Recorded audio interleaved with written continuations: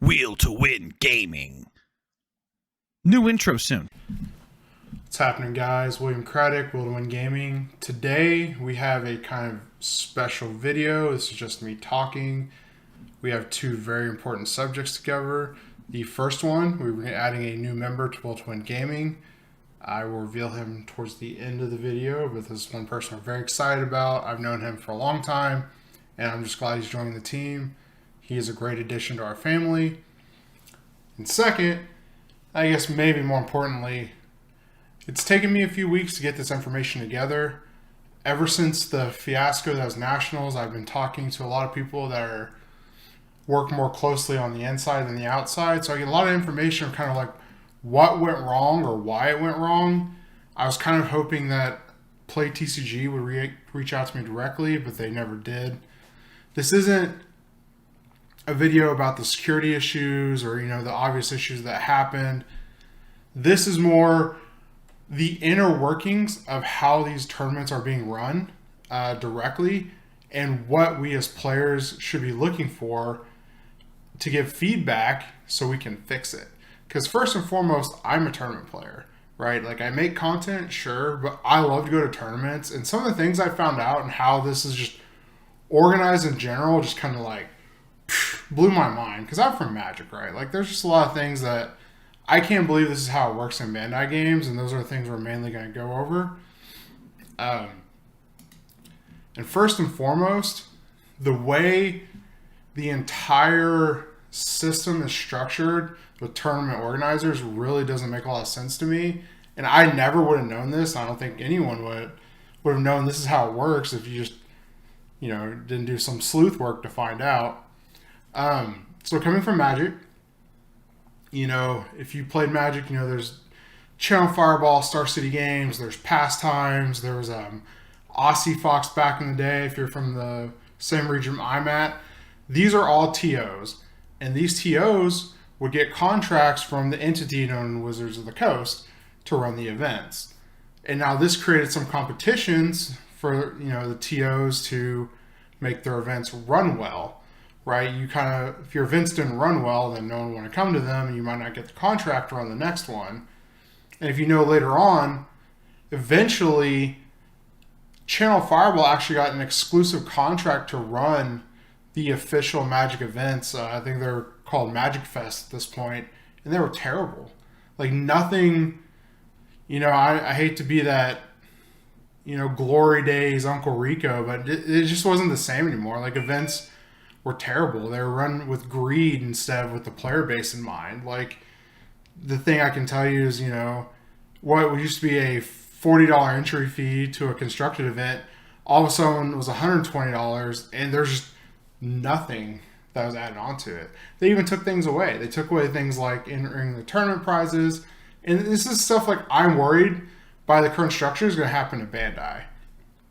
So one of the things that I found out, if you didn't know, is not only is PlayTCG the main go-to for Bandai, they actually get the entire budget from Bandai for all the events. So PlayTCG more or less has this exclusive contract where they get to decide when and how to use all the money to run events. They get to decide where they, how much money they're going to put aside for like PPG to run an event. How much, Top Cut's going to run an event. And the thing is, these guys are supposed to be competing against each other. But, PlayTCG just kind of gets the pick of the litter, right? They get to choose the best locations, the best, time frames. They get to choose the first time frames. And then all the scraps kind of fall to the other TOs. And I've always kind of wondered, I don't remember who was in Peoria. It might be Top Cut.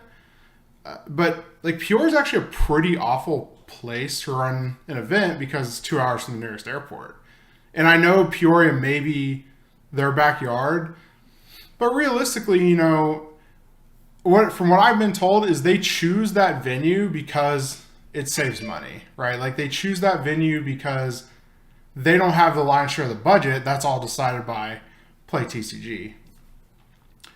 And to me, this is just a scary idea, right? Like this is just something that like there's no competition. PlayTCG is Bandai's golden child. Like they can do no wrong.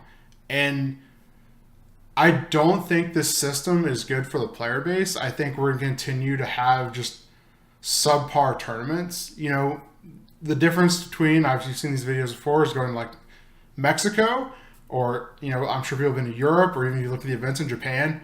All those events are just awesome. They're well run, there's decorations, there's things for the players.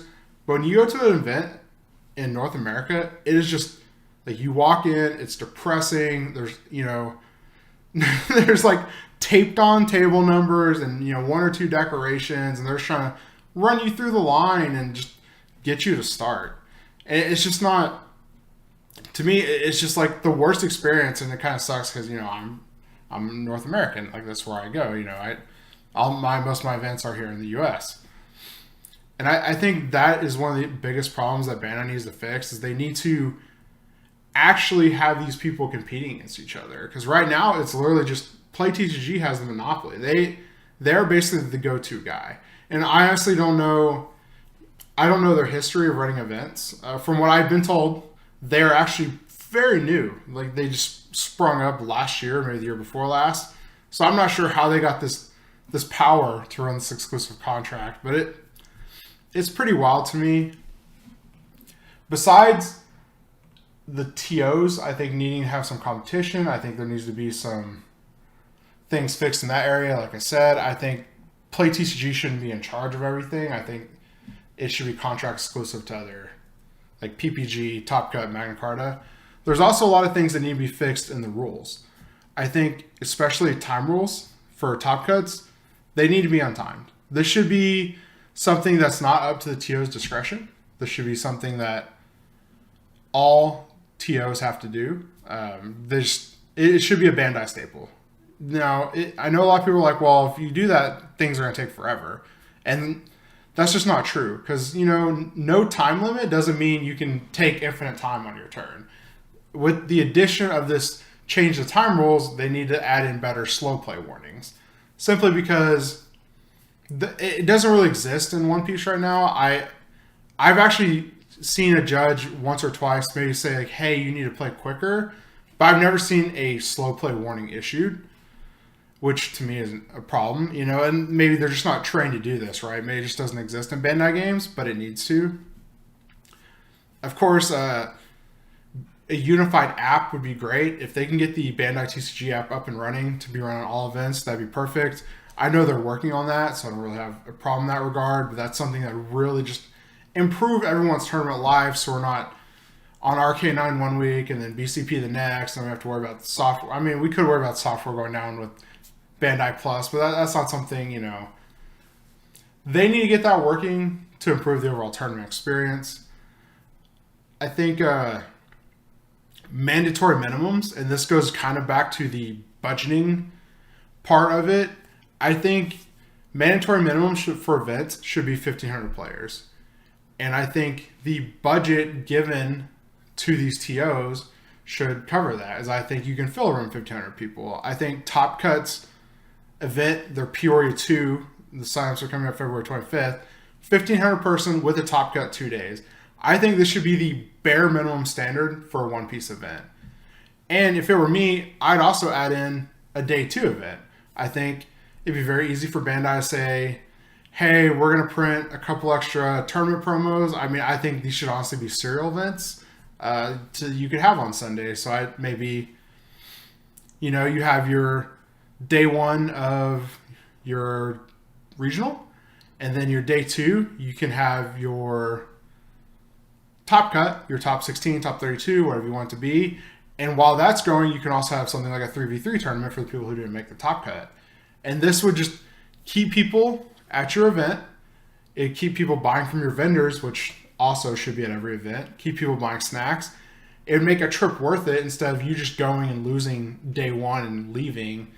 And, you know, it wouldn't be hard to complete a 3v3 because they're usually only like 6-7 rounds, right? Like the time is there. By the time the 3v3 finishes, the Top Cut's going to finish. So that's another thing I think they should add. As far as like gameplay, I would like to know. There's just some things I couldn't find out. Maybe someone in the comments can talk about this. I want to know what the judges are being paid, right? Like, I want to know how they're being paid and what they're being paid and who's that up to. One of the other things I found out that probably needs to change, and I know some people, this might be a hot take. So the $30 entry fee is actually Bandai mandated. I do believe if it is problematic, which I don't think it is, if they're not budgeting enough for their TOs, I think they could raise that to $40, the entry fee, just to help get bigger venues, run more tournaments, have more staff. I honestly, like for me, I would be easily paying up to $60. I think $40 is completely fair, especially if events start being like a 2-day ordeal with, you know, 2 big tournaments, a 3v3 and a 3v3 and a regional. You could have a regional and a treasure cup. There's just so much you could do. And to me, these are all things that are just bare minimum for the tournament player. And going forward, you know, like I said, I'm not trying to harp on PlayTCG. I'm not trying to nail anyone to the cross, but they are currently the ones who are given the reins for all these things. And they are the ones that we have to look to be responsible, right? Ultimately, they were the ones who said, yeah, we'll be in charge. We're going to be in charge of the budget. At Nationals, they were in charge of all the events. I know there was other TOs there. There's PPG was there. I think they were running Digimon.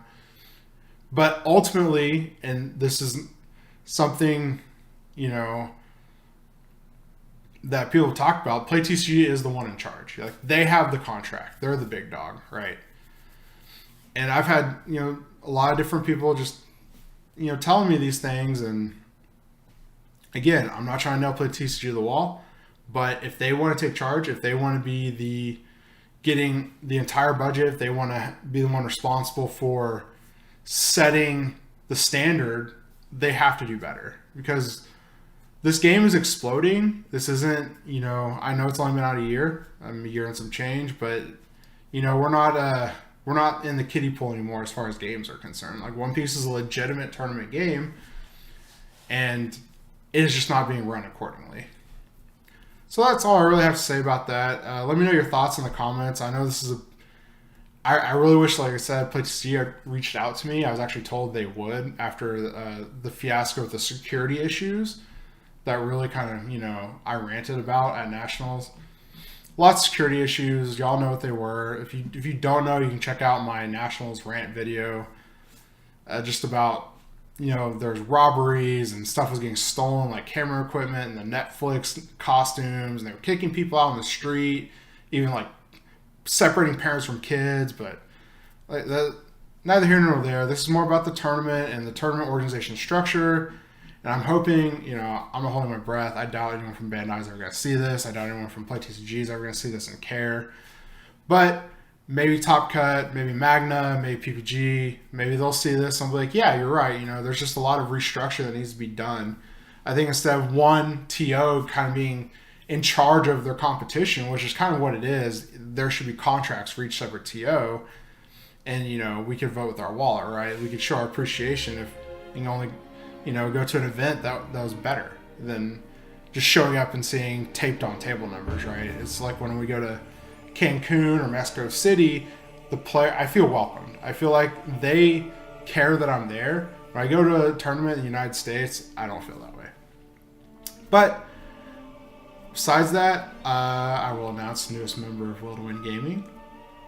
This is someone I consider a household name. He's a really nice guy. Kind of lives in my area down in Texas. I won't hold that against them, but it is Eric Quintana.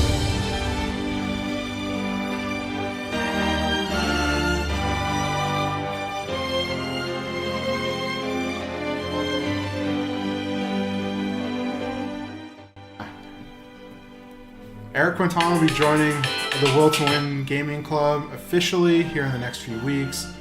We're glad to welcome him to the family. He's a solid player, and I know he's going to do us here at Will to Win Gaming and Kayfabe Cards proud.